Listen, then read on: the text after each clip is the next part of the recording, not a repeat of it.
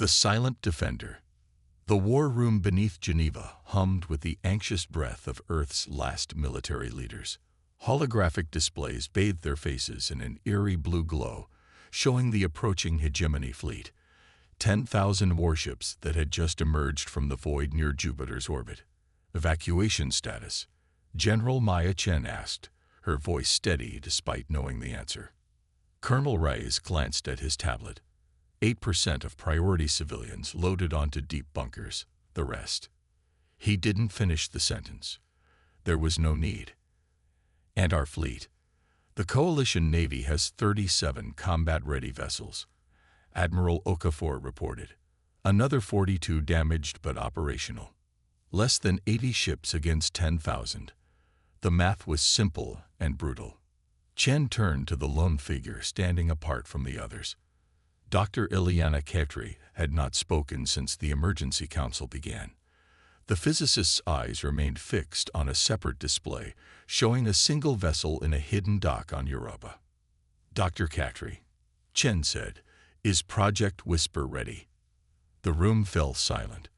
Project Whisper represented humanity's last hope, a vessel unlike any other, built with technology reverse-engineered from the mysterious artifact discovered beneath the Antarctic ice 15 years ago. Khetri turned. Whisper was never meant to be deployed so soon. The theoretical applications of the technology remain largely untested. But will it work? Chen pressed. Khetri hesitated. The simulations suggest it might. The quantum displacement drive functions perfectly in controlled environments. The defensive systems are unpredictable but promising. That's not a yes, Admiral Okafor growled. It's the best I can offer, Khetri replied. Whisper doesn't just bend the rules of conventional physics, Admiral. It breaks them entirely. Chen studied the approaching armada. The hegemony had conquered 3 neighboring star systems in the past decade. Earth had watched, prepared, and hoped diplomacy would prevail. When the hegemony's ultimatum arrived, surrender or extermination, hope died. Launch Whisper, Chen ordered. And may whatever gods might be watching have mercy on us all.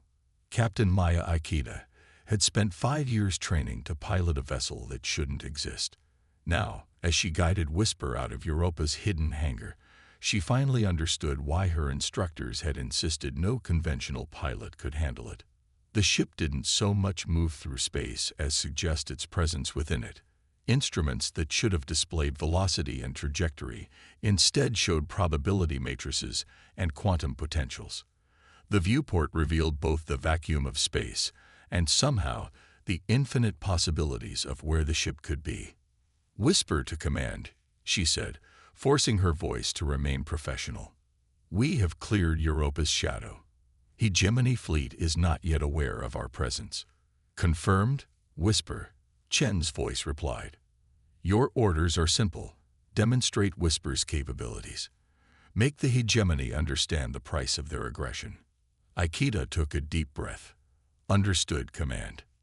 Beside her, Lieutenant Commander Quain Nasser monitored the ship's unconventional systems. QD drive nominal. Uncertainty field at maximum coherence. Weapon interfaces. Ready, I think. You think? Ikeda raised an eyebrow. Nasser gestured at his console. Captain, I have doctorate degrees in quantum mechanics and theoretical physics, and I still don't fully understand what these readings mean. The ship it's not just responding to our commands. It's anticipating them. Ikeda nodded. She'd felt it too. The strange sense that Whisper wasn't merely a vessel, but something alive aware. Time to intercept with Hegemony Vanguard, she asked. 7 minutes at current, probability density, Nasser replied. Ikeda studied the approaching Hegemony fleet. Their ships were massive, brutal constructions of dark metal and energy weapons.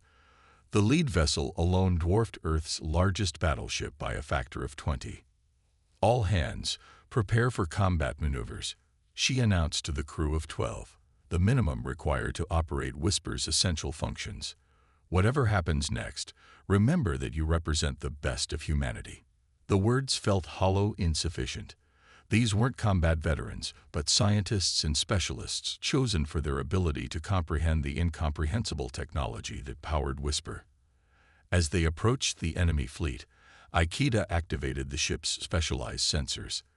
The hegemony vessels appeared not just as physical objects, but as patterns of energy, probability clouds outlining their structures down to the molecular level.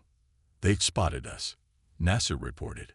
"Multiple targeting systems locking on." Ikeda took a deep breath.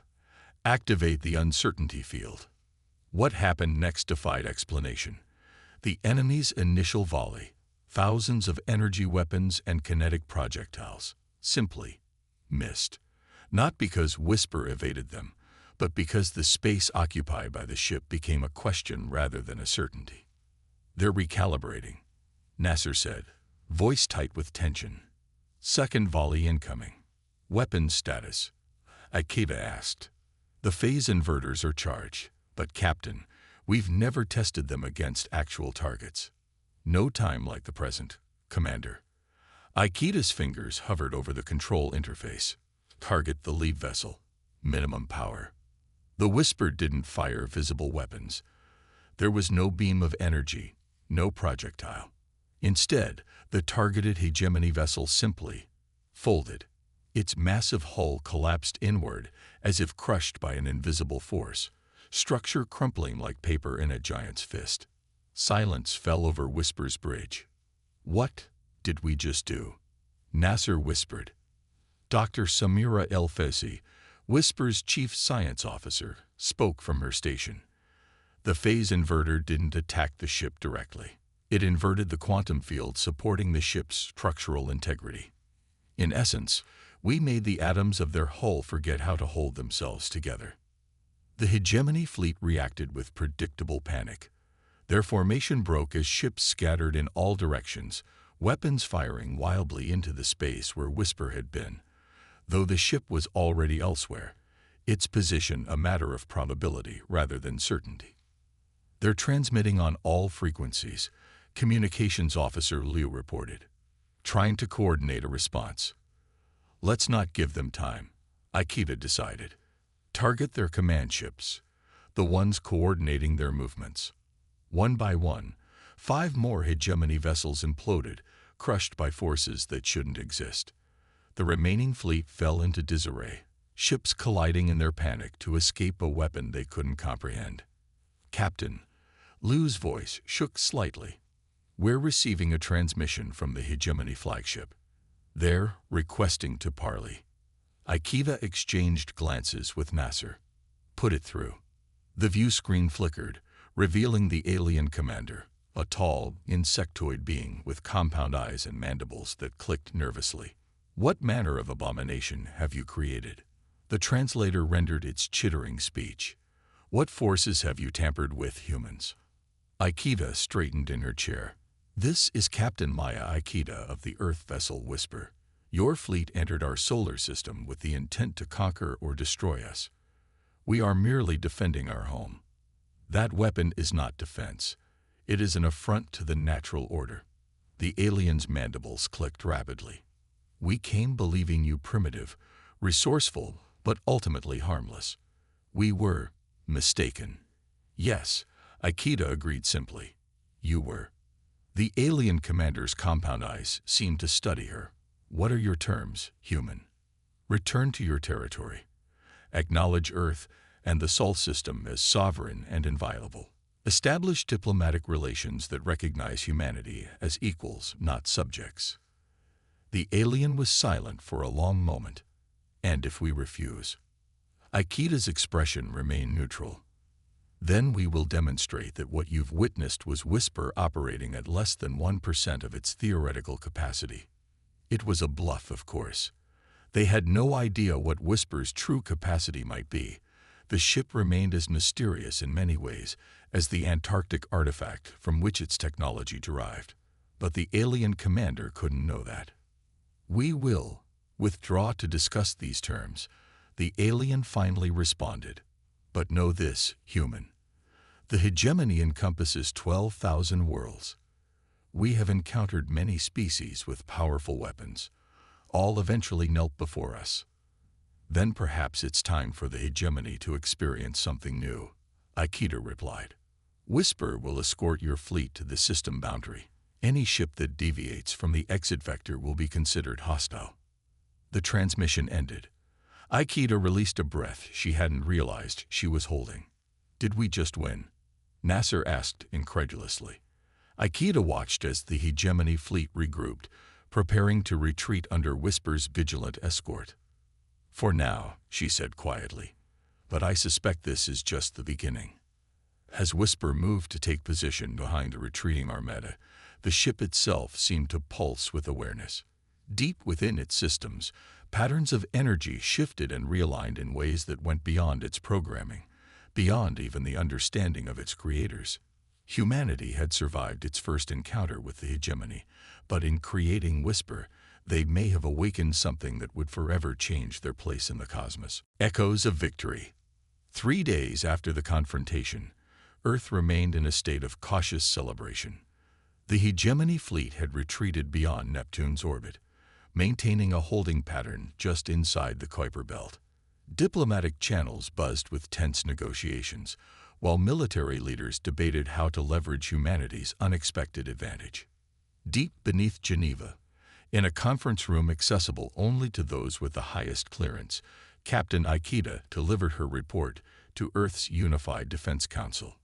The hegemony ambassador insists their initial aggression was merely a cultural misunderstanding, she concluded, but their fleet movements suggest they're regrouping, not retreating. General Chen nodded grimly. And Whisper's status? Aikida hesitated. The ship is changing. The room fell silent. Explain, Chen demanded. Dr. Katri stepped forward. We always knew the Antarctic artifact contained technology beyond our comprehension. What we didn't fully anticipate was its adaptive nature. She activated a holographic display showing Whisper's internal structure. Patterns of energy flowed through the ship in configurations that hadn't existed during its launch. Whisper is evolving, Chakri continued. The quantum matrix at its core is reconfiguring itself, becoming more efficient, more purposeful. Are you suggesting the ship is becoming sentient? Admiral Okafor asked, voice heavy with skepticism. I'm suggesting it might already be, Chatri replied. And more concerning, it's communicating. With whom? Chen demanded. Catri's expression was grave. We don't know, but the quantum frequency matches emissions from the artifact when it was first discovered.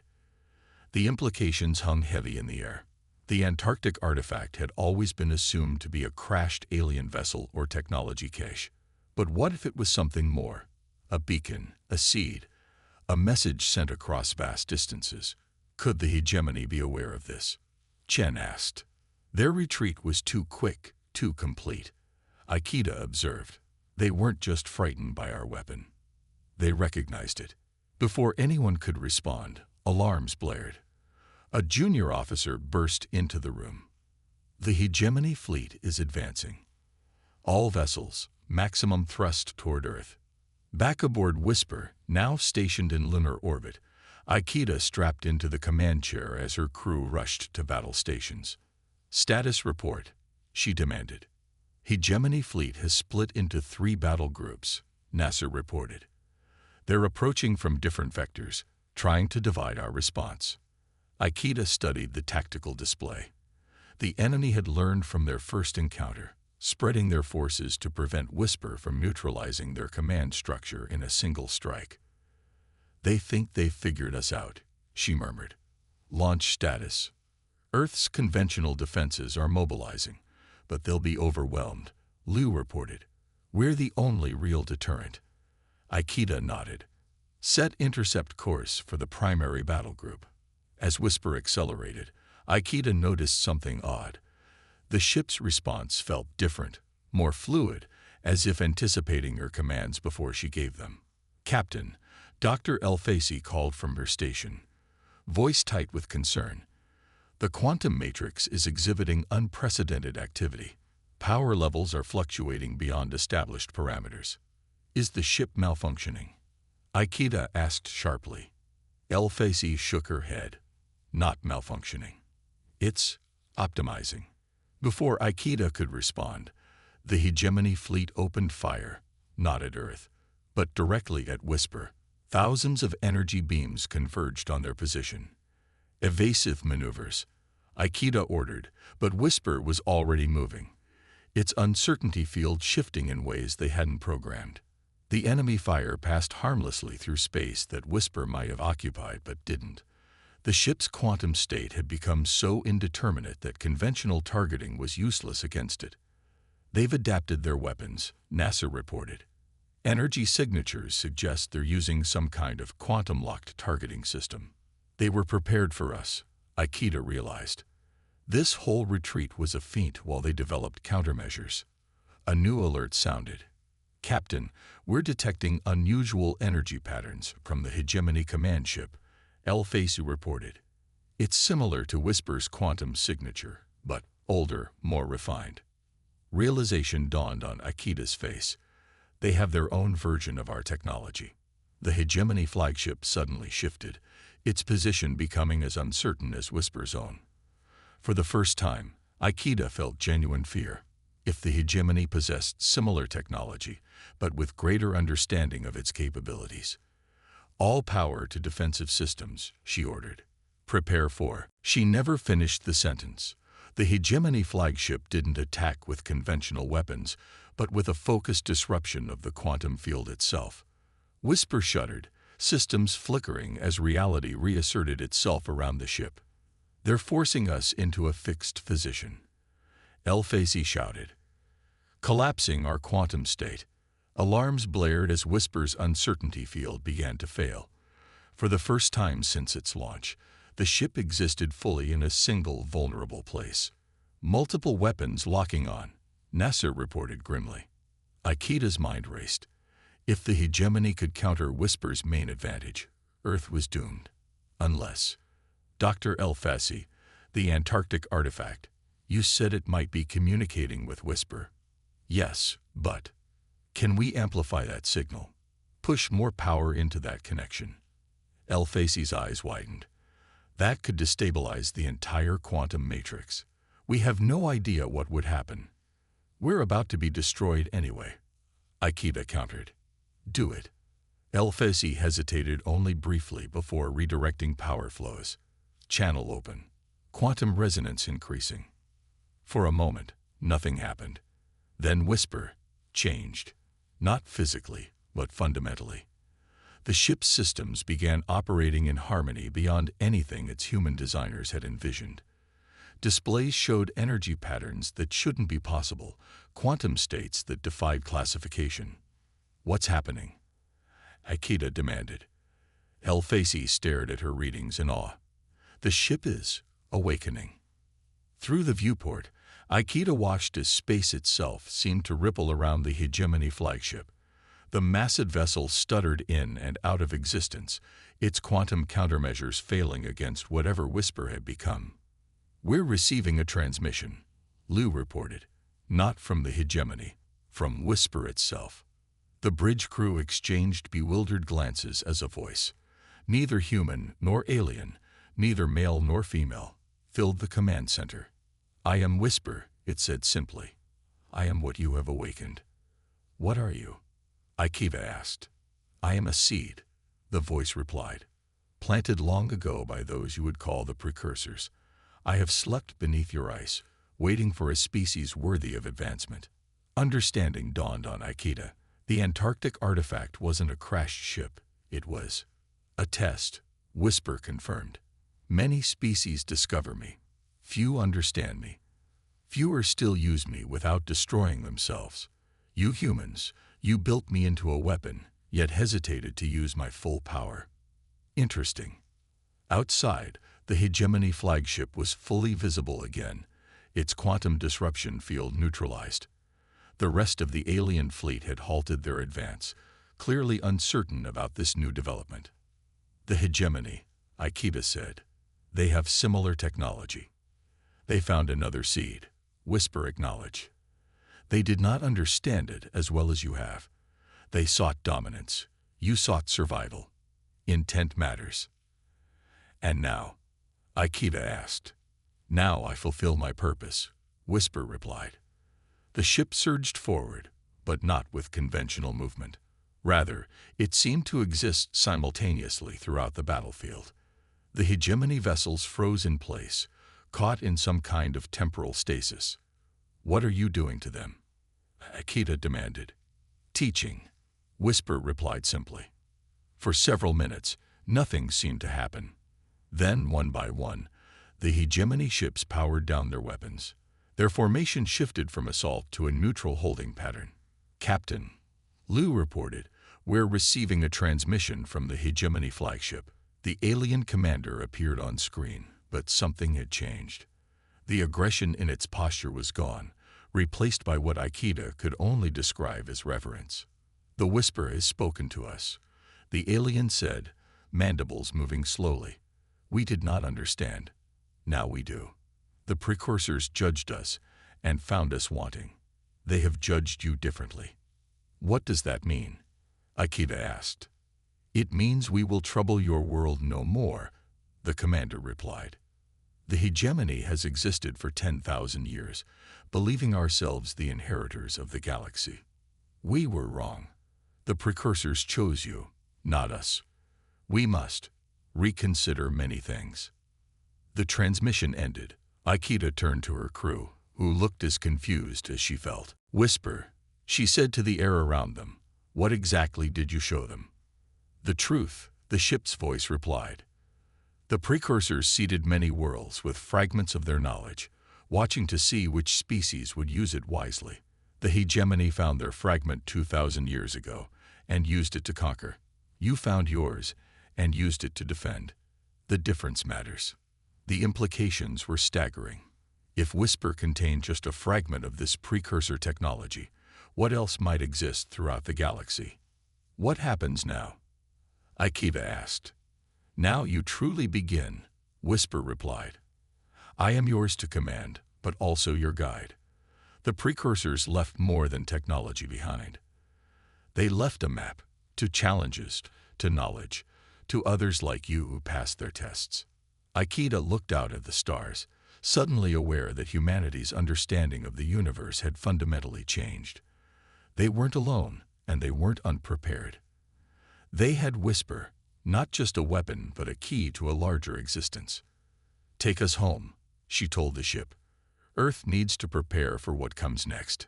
As Whisper turned toward Earth, Akita felt the weight of what they had discovered. Humanity had faced extinction and instead found purpose. They had built a weapon and discovered a guide. The war was over before it truly began. The real journey, into a galaxy of ancient mysteries and new possibilities, was just beginning.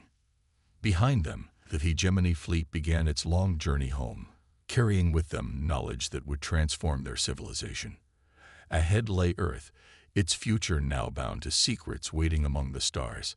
And within Whisper's quantum heart, the legacy of the precursors continued its ancient vigil, watching as humanity took its first true steps into the cosmic community for which they had been chosen.